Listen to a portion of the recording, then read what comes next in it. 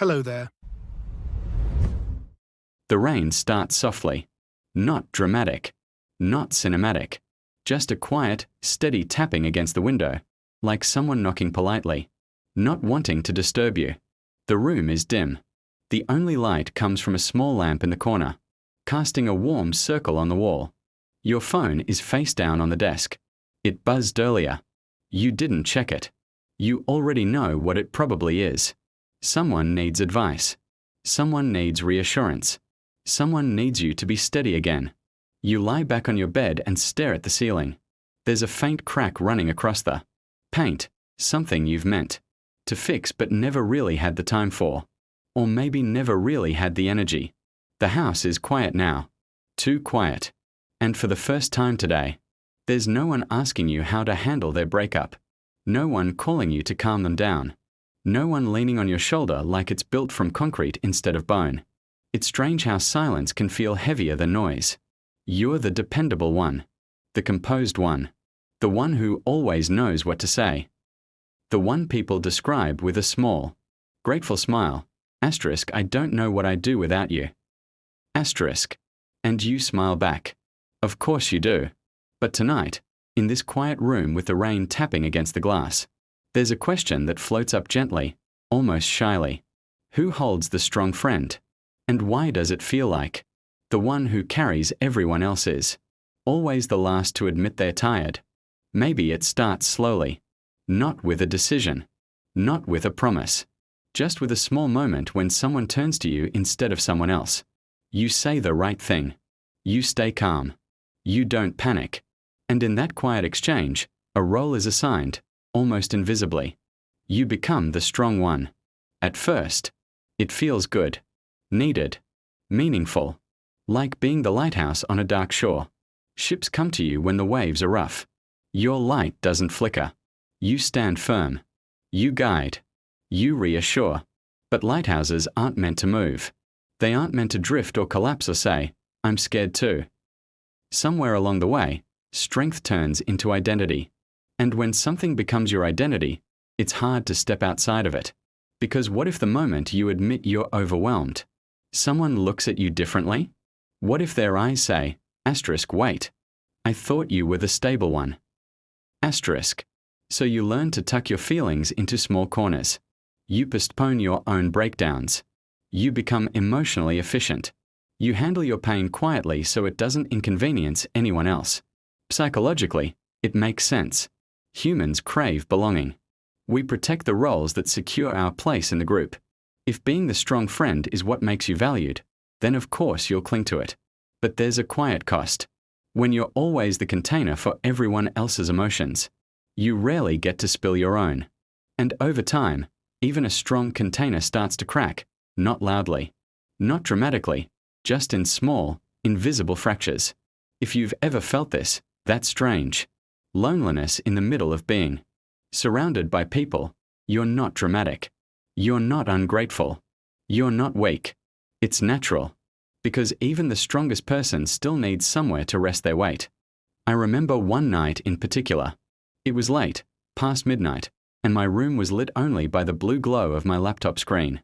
The rest of the apartment was dark. The refrigerator hummed faintly from the kitchen.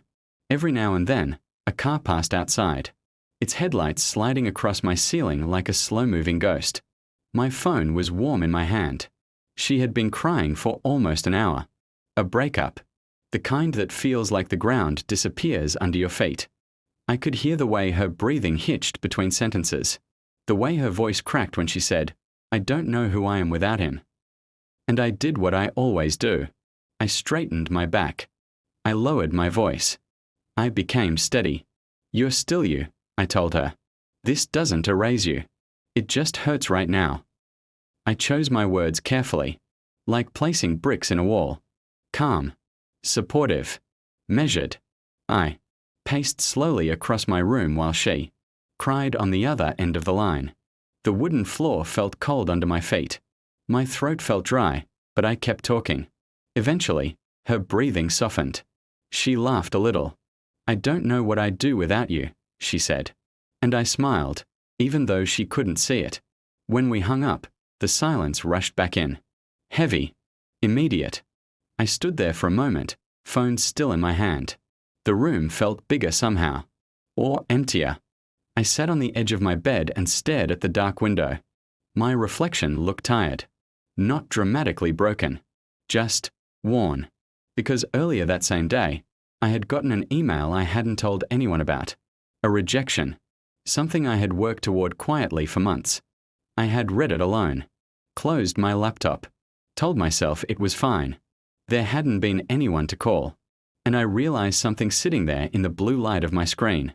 I knew exactly how to hold someone else's heartbreak, but I had no idea how to hold my own. So I did what I've always done. I swallowed it. I told myself I'd deal with it later. And I went to bed being the strong one again. It took me a while to understand that strength and silence are not the same thing. For the longest time, I treated my emotions like background noise. Something to lower the volume on so it wouldn't interrupt anyone else's story. I thought being strong meant being uninterrupted, unshaken, available. But maybe strength isn't about how much you can carry without collapsing. Maybe it's about knowing when to set something down. I started noticing small things. The way my shoulders were always slightly tense, even on calm days. The way I instinctively said, "I'm good," before anyone even finished asking. The way I felt almost embarrassed when I needed reassurance, as if I was breaking character. And that's when it hit me. I had confused being needed with being loved. There's a difference. Being needed feels urgent. It makes you important. It gives you a role. But being loved, being truly loved, allows you to be messy, unsure, human. I realized that the people I cared about didn't ask me to be invincible. I volunteered for that position. I built the pedestal and then quietly resented standing on it. There's something oddly peaceful about stepping down. Not dramatically. Not with an announcement. Just in small ways. Letting a pause linger when someone asks how you are. Admitting, softly, actually, today was kind of hard. It doesn't shatter the world. The sky doesn't fall. The friendships don't disappear. If anything, the air feels lighter. Because when you stop performing strength, you make space for something more honest. And honesty, even when it trembles, has a gentler kind of power. Maybe the strong friend doesn't have to stop being strong. Maybe they just have to remember they're allowed to be held too. So maybe tonight, when the rain softens and the room grows quiet again, you don't have to brace yourself for another role to play. Maybe you can just sit there. Let your shoulders drop. Let your breathing slow. Let the silence feel like a blanket instead of a burden. There is something incredibly tender about admitting you're tired, not in a dramatic way, not as a confession of failure, but as a simple human truth. Of course you're tired. You've been holding so much. Of course you feel lonely sometimes. You've been the steady ground for everyone else. And none of that makes you weak. It just makes you real. The world doesn't need you to be unbreakable. The people who truly love you don't need a lighthouse that never flickers. They need you, whole, breathing, imperfect you. The strong friend deserves softness too. Deserves a voice that trembles. Deserves arms that reach back. So if there's a quiet ache in you tonight, let it exist without judgment. You don't have to solve it immediately. You don't have to package it neatly. Just sit with it. Because maybe strength isn't about never needing anyone. Maybe it's about finally allowing yourself to be seen. Not as the one who carries everything, but as someone who is worthy of being carried, too.